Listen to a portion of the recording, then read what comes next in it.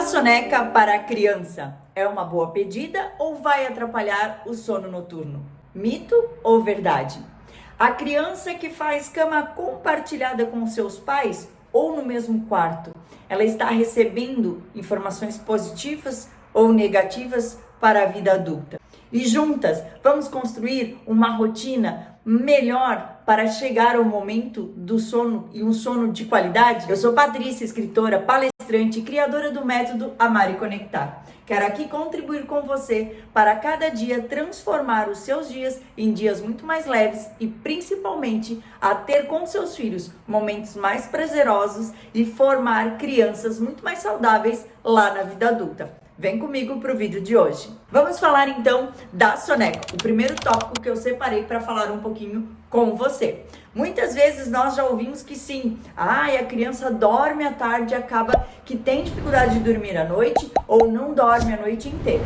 Bom, são dois pontos que você precisa observar. Claro que uma soneca, de qualidade, ela não pode ultrapassar aí 1 hora, 1 hora e meia. E também vai variar a idade da criança. Uma criança menor, ela tem uma necessidade de quantidade de horas maior. Então, você precisa entender qual é o momento, a fase do desenvolvimento da sua criança. O segundo aspecto é que não atrapalhe. Quando a criança está extremamente cansada, e aí eu trago um pouco da minha experiência com o Vicente, que foi um dos motivos que eu busquei todo esse conhecimento, que eu me apaixonei pelo desenvolvimento humano. Todos os dias a gente tinha momentos de estresse, de irritabilidade, onde ele somente chorava, Ele já não consegue se expressar como uma criança típica da idade dele, porém era muito mais difícil, porque era extremamente cansado e eu não conseguia entender, o que ele queria passar, o que ele estava sentindo, qual era a necessidade dele. A partir do momento que eu fui buscar e ter esse conhecimento, tudo se transformou. Entender as necessidades da sua criança, como ela funciona, qual a melhor maneira para você ser assertivo em todas as demandas aí do seu dia a dia, faz toda a diferença. A partir do momento que eu estabeleci uma rotina, e a gente vai falar lá no último tópico, do como auxiliar a criança a entender o que vai acontecer no dia dela, até o momento que se aproxima a hora de dormir, faz toda a diferença e o resultado se torna muito mais positivo para você e também para sua criança. Hoje ele pode, a gente voltou aí com esse meu novo projeto, com o meu novo trabalho, voltou a fazer a soneca da tarde. Mesmo sendo uma criança já aí de 7 anos, ele tem uma necessidade desse descanso, pela demanda que o cérebro dele tem, o gasto de energia que é muito maior do que uma criança típica, pela necessidade, pelas sequelas do AVC dele. Bom, esse é um ponto crucial para você dar o start aí, transformar muitas vezes a rotina da criança. Então entenda que sim, uma soneca é importantíssimo. Nós mesmo adultos, se termos esse hábito de aí, claro, conforme a idade, nós não precisamos de 1 hora. 15 a meia hora, ela retoma, o nosso organismo entende aí como um recarregar as energias e faz muito bem e não vai influenciar no seu sono noturno. Então, faça a experiência, depois volta aqui para me contar. Capriche na soneca do seu filho, priorize esse momento, principalmente se a criança for aí, de 0 a 7 anos de idade, que é o período onde mais ela se desenvolve. O segundo ponto que eu quero trazer aqui para vocês, que eu comentei, é a cama compartilhada. Muitas mamães já trouxeram esse contexto para mim, algumas com o intuito e a compreensão de que sim, precisam corrigir este momento, precisam transformar, tirar os seus filhos da cama. Outras ainda nem têm essa compreensão e levam tudo como normalidade.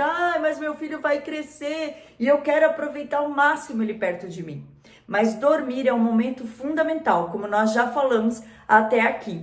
É através de um sono de qualidade que a criança vai ter aí o desenvolvimento completo, seja no aspecto físico, cognitivo e social. Por que social? Porque uma noite de má qualidade, não apenas nas crianças, como também em nós adultos, prejudica o nosso humor. São crianças que vão estar muito mais irritadiças, como eu já falei, não vão desenvolver um raciocínio lógico, vão ter uma dificuldade muito maior no aprendizado. Então elas precisam do sono de qualidade. Inclusive, né, tem aquelas mamães que falam assim: ah, meu filho dorme tarde, mas também ele não precisa acordar cedo. Mas você precisa entender que ele está perdendo os horários de acordo com um hormônio que regulariza o nosso corpo, que faz sim o corpo entender que é o momento de descansar e aproveitar toda essa produção de melatonina que faz aí, né, a regulação do sono, do sistema cardíaco, né, de sentir realmente o corpo descansar. Então a criança acaba perdendo isso quando ela vai dormir, principalmente após as 10 horas da noite, e acorda muito tarde. Por quê? Porque também temos o cortisol, que faz o corpo entender que ele vai entrar em ação, que é a luz, a claridade. Essa é outra razão que a gente pede, a gente já vai falar do tópico da rotina para estimular o hábito da hora de dormir. É um dos pontos, né? Onde o excesso de luz tira essa informação, atrapalha a criança de entender e a produção da melatonina. Por quê? Porque o cortisol continua sendo estimulado e mantido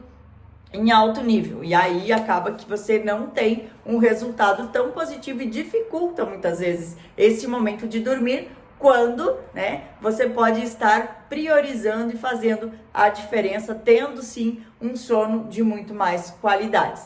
Então, qual é a desvantagem, né, já que eu quero trazer aqui para vocês, que há uma dúvida de muitas mães. Não é só apenas o fato de você não colocar a criança no quarto. E aí, muitas questões e muitas conversas com algumas mães, a gente sente quando é da criança, por medo, e aí você precisa entender qual é o momento, eu preciso conhecer a tua história para podermos juntas, né, aplicar duas técnicas que a gente trabalha dentro do meu método, que é trazer histórias que vão auxiliar ela a curar se foi gerado algum tipo de medo, algum tipo de susto que a fez ir para o quarto dos pais. Porque tem crianças que sim, que não estão lá no quarto do papai e da mamãe desde que nasceram, mas em algum momento ali da vida, né, de alguma idade, passaram a ir de madrugada para o quarto dos pais, e os pais muitas vezes, né, pelo comodismo, mas eu preciso dormir, acaba deixando a criança ali, não prioriza corrigir essa ação. E por que é tão importante corrigir essa ação, Patrícia?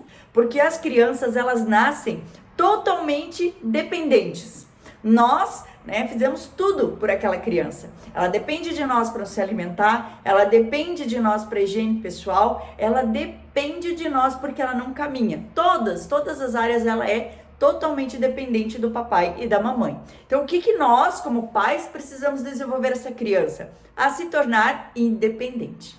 Cada vez mais independente. E eu não permito, né, é o primeiro ponto que eu tô deixando de ensinar ela a ter uma autonomia. Entender que ela tem o espaço dela. Então, chega uma idade que ela precisa fazer esse rito de passagem que a gente chama.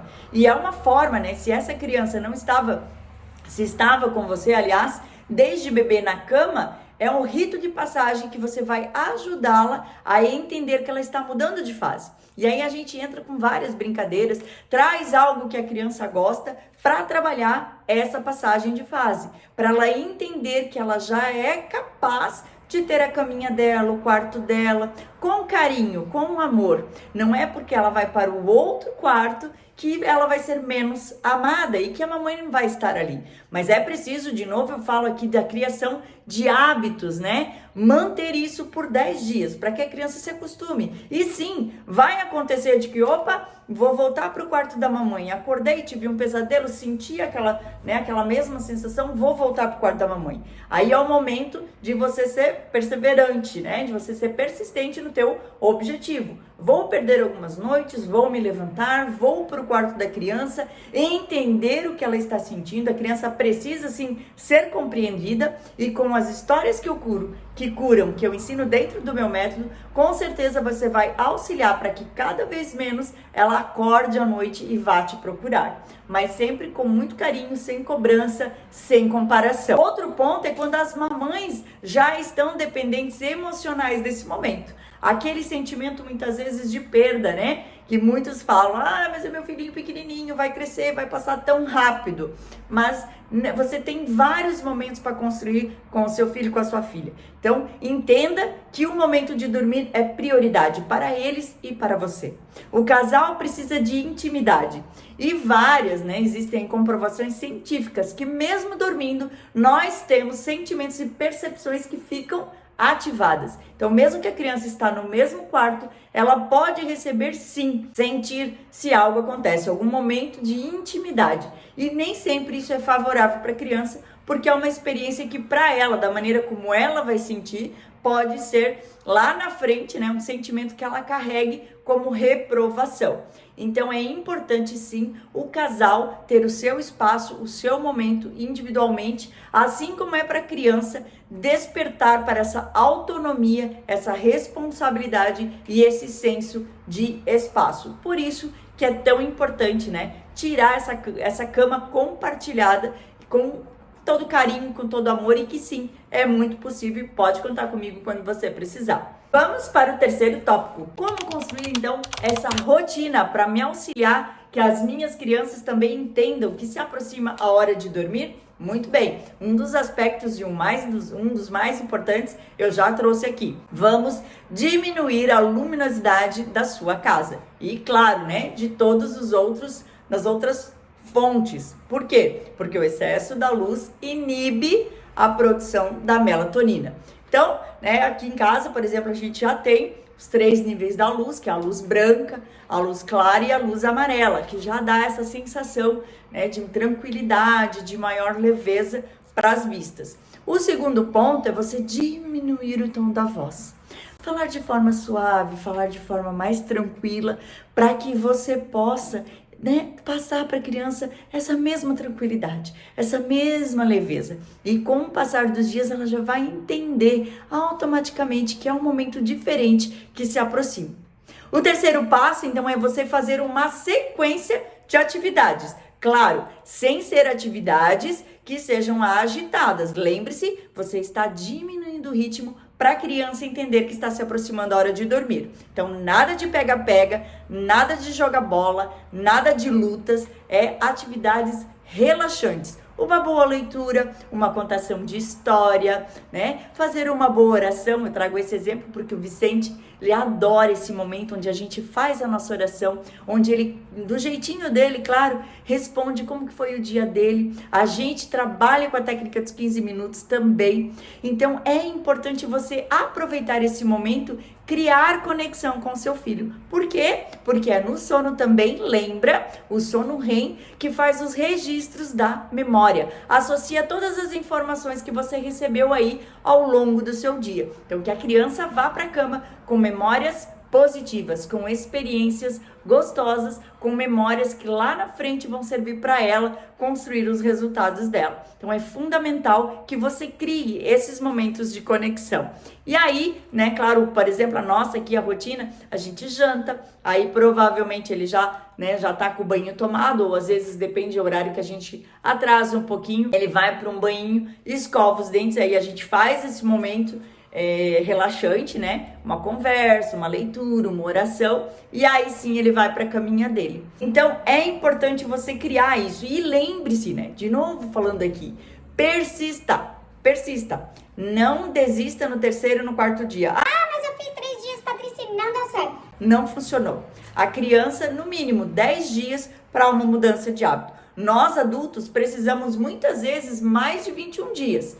Mas 21 dias, geralmente, se você for bem categórico, levar a sério, ter como prioridade, você consegue construir um novo hábito.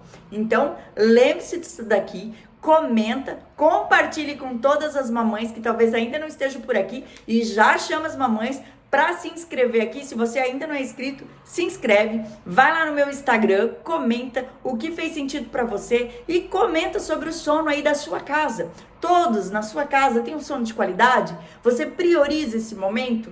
como que está a rotina do sono na sua casa. Eu espero que tenha sido feito muito sentido para você. Lembre-se, o excesso de luz também está ligado às telas, então diminua o excesso das telas, não só na hora de dormir. Já falamos aqui um pouquinho sobre isso, mas ainda vou falar num vídeo específico sobre os malefícios do excesso das telas. Um grande abraço e que você esteja sempre por aqui para receber muito conteúdo rico, que você venha conhecer o método Amar e Conectar e fazer parte desse exército que quer sim fazer a diferença e formar jovens sucessores e muito mais saudáveis emocionalmente lá na vida adulta. Um grande abraço e até o próximo vídeo.